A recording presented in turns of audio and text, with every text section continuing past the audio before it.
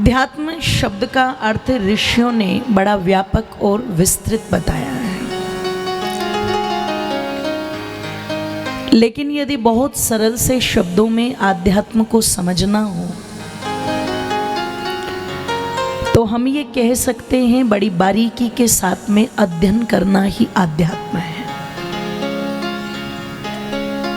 अध्ययन करना अपने जीवन का कि प्रभु ने ये जीवन मुझे किस लिए दिया था और ये जा किस तरफ रहा है। अध्ययन करना उस लक्ष्य का कि इस संसार में अगर मैं आया हूं तो किस लिए आया हूं, मेरा लक्ष्य क्या है। क्या मेरा लक्ष्य केवल खाने का, सोने का या संतान पैदा करने का ही है? क्योंकि अगर केवल यही लक्ष्य है तो इट्स ए कॉमन थिंग, सामान्य विचार है ये। और ये इतना सामान्य है, इतना सामान्य है कि शास्त्रकार कहता है आहार निद्रा भय मैथुनंच सामान्य में तत् पशुभिर नराणाम। ये कार्य तो इतना सामान्य है कि इसको तो पशु भी कर रहे हैं। खा हम भी रहे हैं, खा पशु भी रहे हैं, सोते हम भी हैं, सोते पशु भी हैं। डर हमें भी लगता है, डर उन्हें भी लगता है, और संतान उत्पत्ति मनुष्य में भी होती है और बोलो पशुओं में भी होती है। और मेरे कहने से एक बार थोड़ी देर के लिए आप लोग बड़ी गहराई में जाकर के सोचिएगा। अगर एक कंपैरिजन आप करोगे, गहराई के साथ में एक अध्ययन आप करोगे तो आपको पता लगेगा ये चार काम आज मनुष्य से अच्छे पशु कर रहा है। वो हमसे बहुत ज्यादा अच्छा है, देन बेटर। आप कहोगे कैसे? मनुष्य के खाने का आज कोई नियम नहीं है। आयुर्वेद ने कहा सुबह प्रातःकाल राजा की तरह खाओ, दोपहर में सामान्य व्यक्ति की तरह खाओ, और रात्रि में भिखारी की तरह। हम लोग क्या करते हैं? सुबह एक कप चाय पी, वो भी भागते भागते। दोपहर में थोड़ा सा ठीक रखा डाइट को, और जितना भी कुछ बनाना है तड़का वड़का लगा करके माताएं कब बनाती हैं? रात को। बिल्कुल उल्टा कर दिया हमने।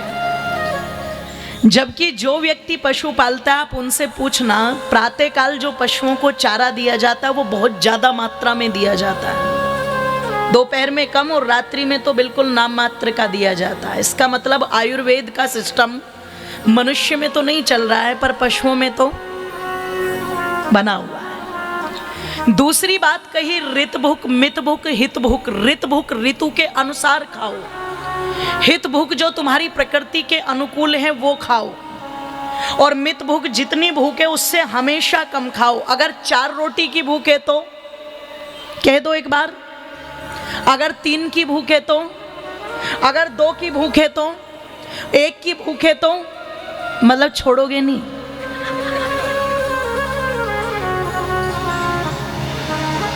एक की भूख है तो मत खाओ। पूज्य आचार्य श्री आनंद पुरुषार्थी जी एक बहुत सुंदर बात कहा करते हैं, 2 चीजों का ध्यान रखो।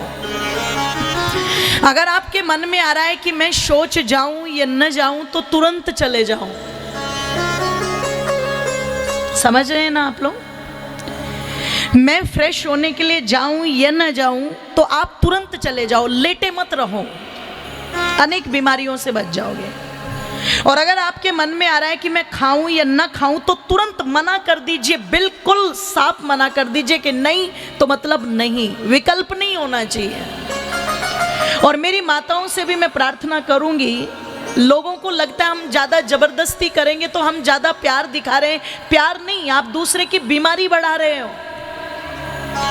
एक बार पूछो तो शिष्टाचार है, दूसरी बार पूछो तो व्यवहार है, और यदि आप तीसरी बार जबरदस्ती कर रहे हो तो वो सीधे सीधे अत्याचार है। ध्यान रखिएगा।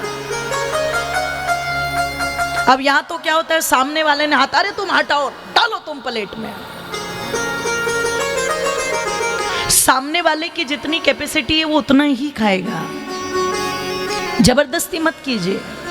आपका वो भोजन सामने वाले के लिए कोई भी समस्या पैदा कर सकता। पता नहीं कितने लोगों की मृत्यु हो गई इसी कारण से, बीमार होकर के। तो जितनी भूख है उससे हमेशा कम खाओ, ऋतु के अनुसार खाओ, जो अपने हितैषी हैं वो खाओ। आज हमें ऋतु का नहीं पता लगा, हर सब्जी हर एक मौसम में मिल रही है और हम उसको खूब धड़ल्ले से खा रहे हैं। अगर आप लोगों को पता लगा जब तक थाली में 2-4 सब्जी ना हो तब तक मजा नहीं आता, और उसके साथ चटनी और फिर वो सड़े हुए अचार और सब चीजें। एक सब्जी अगर 3 टाइम दे दी जाए तो व्यक्ति नाक सिकोड़ के खड़ा हो जाता है, जबकि पशु को सुबह भी वही चारा डल रहा है, दोपहर में भी वही चारा डल रहा है, शाम को भी वही चारा डल रहा है, और तब भी वो पूंछ हिला करके मानो परमात्मा का धन्यवाद करके उसको ग्रहण कर रहा हो, बड़ी प्रसन्नता से उसको खा रहा हो। हमसे आगे हैं वो। सोने में हमारा कोई नियम नहीं है, खाने में भी नहीं है। वो बेचारे पहले भी चारा खाते थे, आज भी चारा खाते और आगे भी। जोर से बोलो। हम अन्न खा गए, हम फल खा गए, हम सब्जी खा गए, हम दूध पी गए, हम घी खा गए, नाना प्रकार की मिठाइयाँ खा गए, और कुछ नहीं तो फिर मुर्गे ही खा गए, बकरे खा गए। और मैंने कभी बचपन में पिक्चर देखी थी जिसमें धर्मेंद्र ने कहा था, कुत्ते में तेरा खून पी जाऊंगा। पर कोरोना में पता लगा कि खून नहीं, पूरा कुत्ता ही उबाल करके खा लिया चाइना वालों ने। कोई लिमिट नहीं है मनुष्य की। तो खाने में पशु हमसे अच्छे, सोने में पशु हमसे अच्छे। उन्हें बिल्कुल नहीं कहना पड़ता सो जाओ, तुम्हें सुबह जल्दी उठना है। और यहाँ आप बच्चों को क्या कहोगे कि बेटे सो जाओ, तुम्हें सुबह जल्दी उठना है, क्योंकि पापा भी रात के 2-2 बजे तक व्हाट्सएप पर लगे पड़े हैं, इधर मम्मी भी रात के 1-1 बजे तक मोबाइल पर वीडियो देख रही है यूट्यूब पर। आप बच्चों को क्या संदेश दोगे? न सोने का नियम, न जगने का नियम। और संतान उत्पत्ति में भी आप सब समझदार बैठे हुए। मनुष्य ने आज प्रत्येक मर्यादा को तोड़ दिया है। जिस गृहस्थ आश्रम को ज्येष्ठ श्रेष्ठ योग आश्रम ऋषियों ने बताया, आज वो भोग का आश्रम बन चुका है। इन 4 चीजों में पशु मनुष्य से बहुत अच्छे हैं। बस एक चीज मनुष्य के पास में, वो क्या है? बौद्धिकता। इस बौद्धिकता के आधार पर इस मनुष्य को सबसे ऊपर की श्रेणी में रखा गया है। पर यदि इस बौद्धिकता के साथ में संस्कार नहीं जुड़े हुए हैं तो फिर ये बुद्धि लगेगी जरूर, लेकिन किस दिशा में लगेगी? जानते हो किस दिशा में लगेगी? फिर बीटेक एमटेक अफजल गुरु 26/11 के हमले को जन्म देगा। He is very well educated person. अनपढ़ नहीं था वो, मूर्ख नहीं था वो, बहुत पढ़ा लिखा। और वो पढ़ा लिखा व्यक्ति जब उसकी बौद्धिकता का स्तर संस्कारों से अलग हट गया, विचारों से अलग हट गया, मानव धर्म से अलग हट गया, तो वो सीधे टेररिज्म में जाकर के लगा, आतंकवाद में लगा। दिल्ली के अंदर जो घटना हुई वो अनपढ़ नहीं था जिसने बैठ करके 3 साल रह करके 35 टुकड़े बड़े आराम से ऐसे कर दिए जैसे गाजर काट दी हो। क्या निकला वहां से? बोलो, संस्कार। लड़की 25 साल की हुई तो बाप को धमकी दे करके चली गई, अब मैं अडल्ट हूं सो मैं अपने डिसीजन खुद लूंगी। ऐसा लगता है कभी कभी कि माँ बाप का घर जैसे होटल समझ लिया हो, जब चाहा चेक इन किया, जब चाहा चेकआउट किया। माँ बाप आपको पाल दे, बड़ा कर दे, सब कुछ कर दे, और जिस दिन आप अपने पैरों पर खड़े हो जाओ उस दिन लगा करके माता पिता को तमाचा कुसंस्कारों का कि हम जा रहे हैं, अब हमें तुमसे कोई मतलब नहीं। माँ बाप गिड़गिड़ा रहे हैं कि समाज में हमारी इज्जत खराब हो जाएगी। अरे हमें क्या लेना समाज से?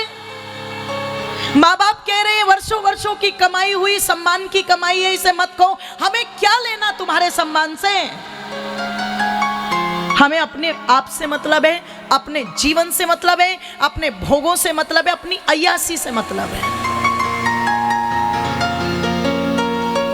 चले गए और जाने के बाद हुआ क्या? टुकड़े टुकड़े टुकड़े टुकड़े।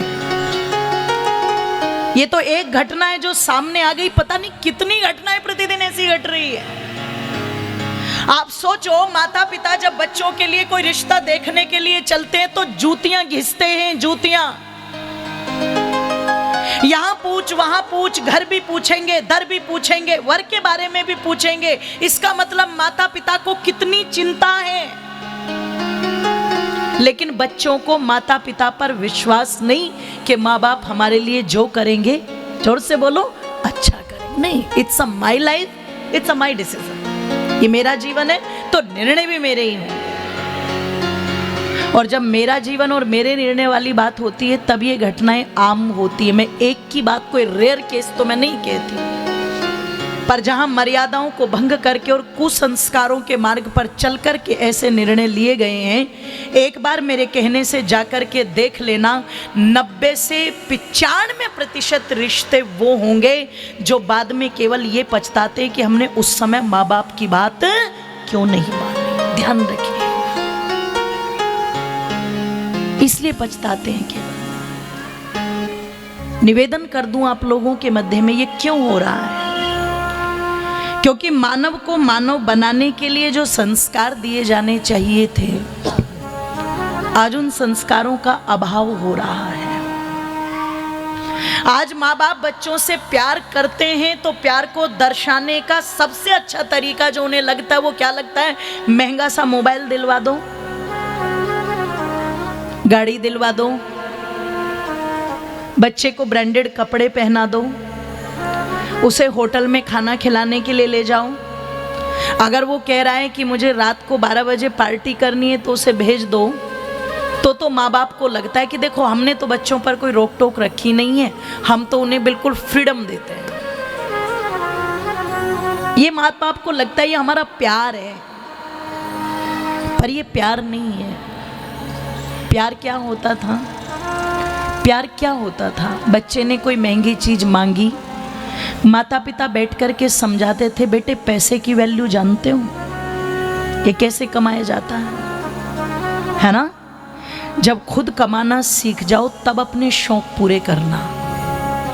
अभी जो सामान्य जीवन तुम्हें दिया जाना चाहिए वो हम सब दे रहे हैं, है ना?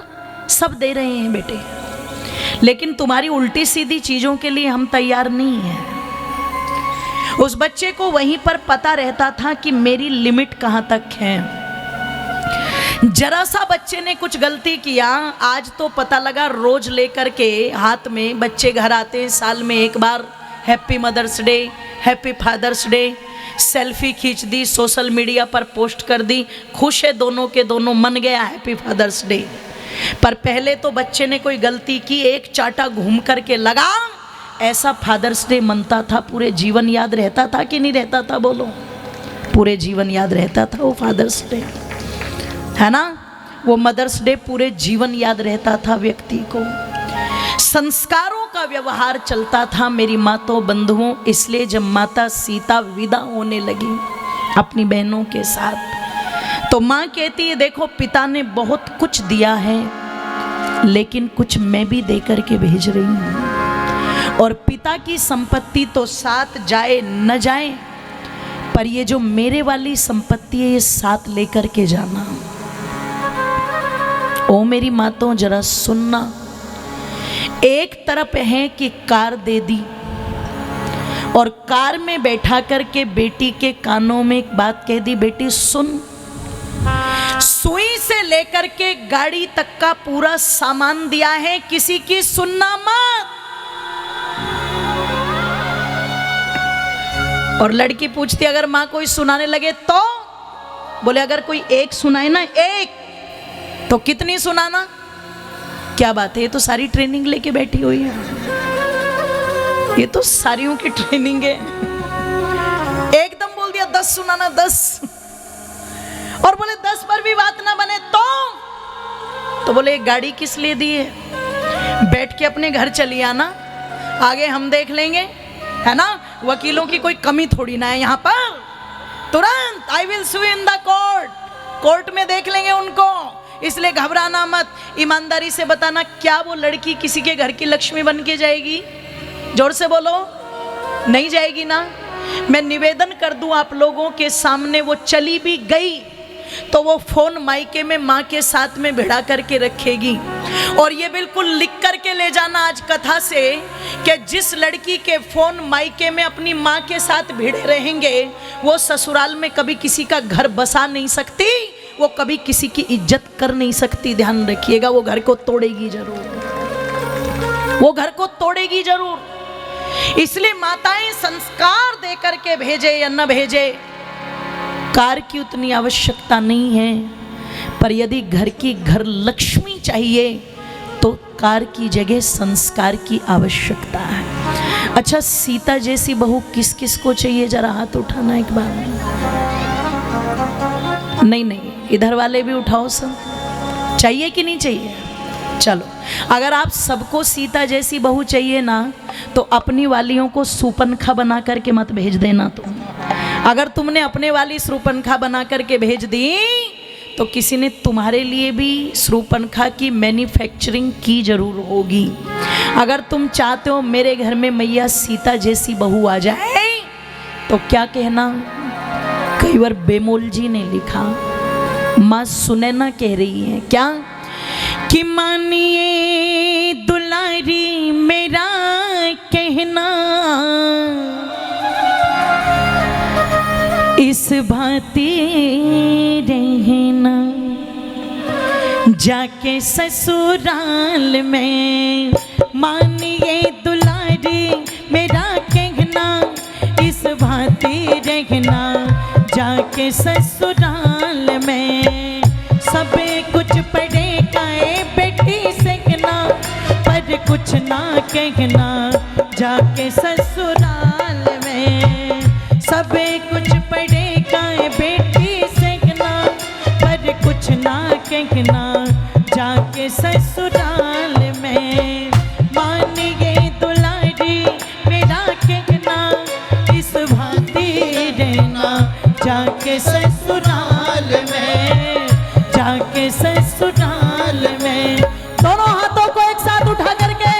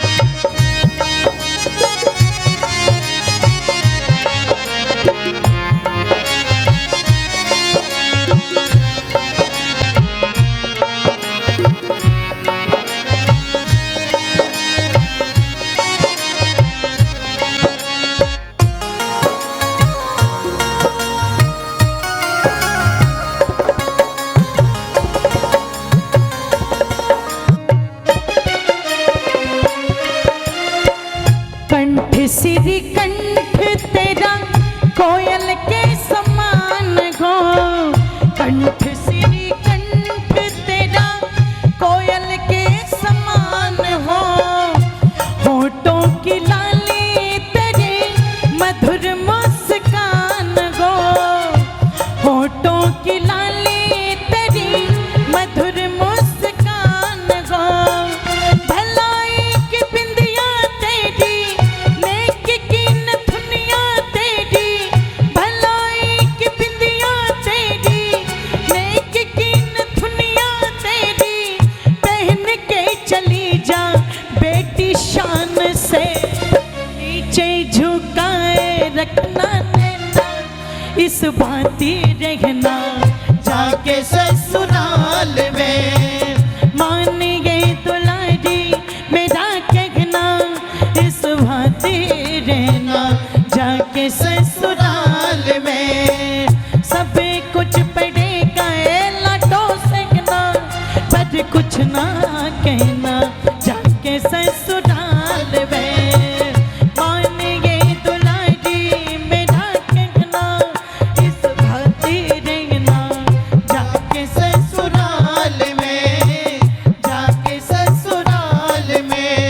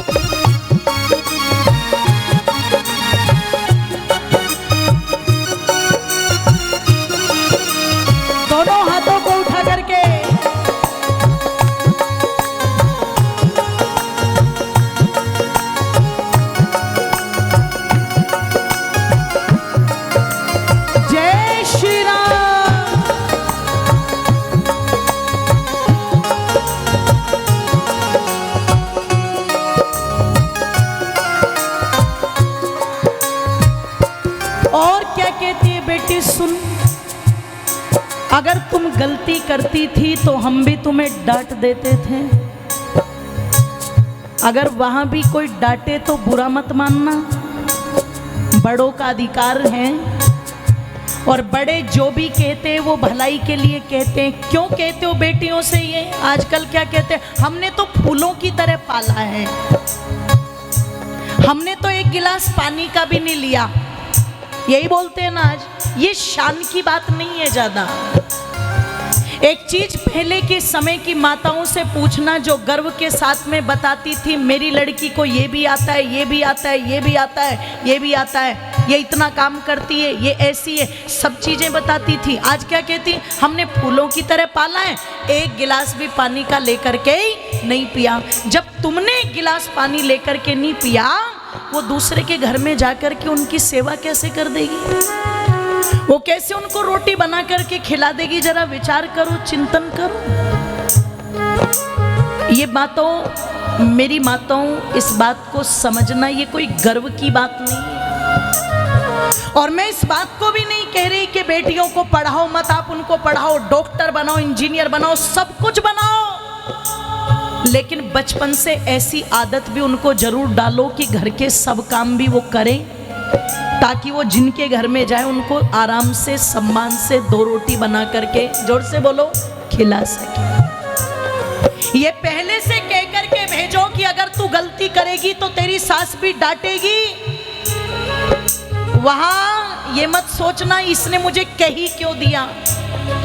आज तो नाक इतनी ऊंची हो चली है, इतनी ईगो आ चुकी है, जरा सी बात सास कह दे अपनी नाक पर ले लेती। तुम्हारी हिम्मत कैसे हुई मुझे ये कहने की? इससे घर नहीं बनते। मंदिर में जिस मूर्ति को स्थापित किया जाता है ना मेरी माताओं, उस मूर्ति को भी बहुत चोट सहनी पड़ती है, तब जाकर के वो मंदिर में मूर्ति लगती है।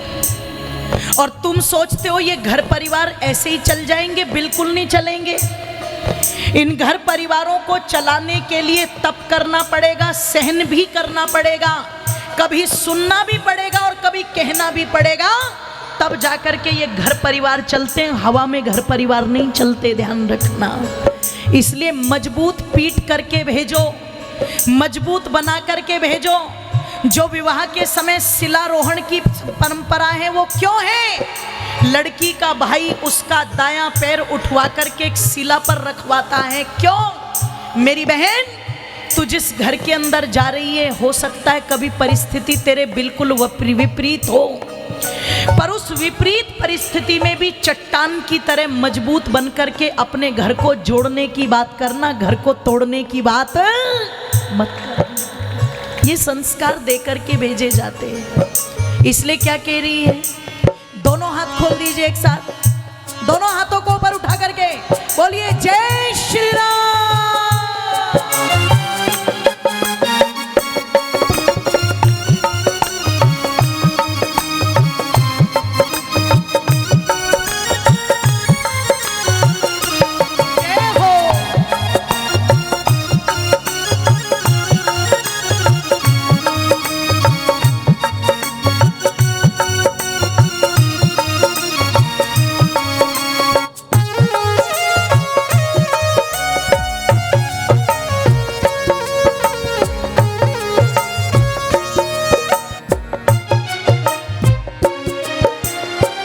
कभी कभी सांस तेरी कड़वे बोल बोलेगी, कभी कभी सांस तेरी कड़वे बोल बोलेगी, मार मार ताने तेरा हृदय टटोलेगी, मार मार ताने तेरा हृदय टटोलेगी।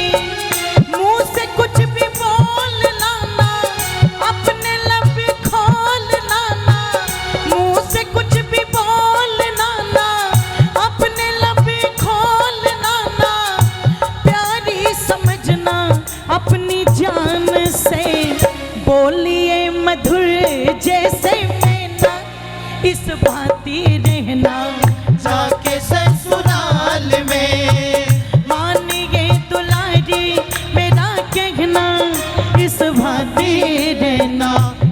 जाके ससुराल में सब कुछ पड़ेगा लटो सहना पर कुछ ना कहना जाके ससुराल में मानेंगे दुलारी मेरा कहना इस भांति रहना जाके ससुराल में सब कुछ पड़ेगा लटो सहना पर कुछ ना कहना जाके ससुराल में जाके ससुराल में जाके ससुराल में जाके ससुराल में जाके ससुराल में जाके ससुराल में जाके ससुराल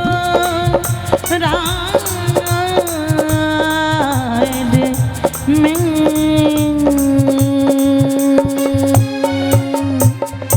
बोलिए सत्य सनातन वैदिक धर्म की जय। बोलिए सियावर रामचंद्र जी महाराज की जय।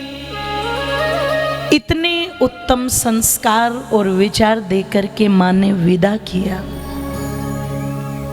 बेटी अपने मायके पर कभी घमंड मत करना और ससुराल पर कभी हीन भावना का शिकार मत हो जाना। सुख दुख कोई भी परिस्थिति हो पति का हाथ और साथ बिल्कुल मत छोड़ना। कर दी विदा।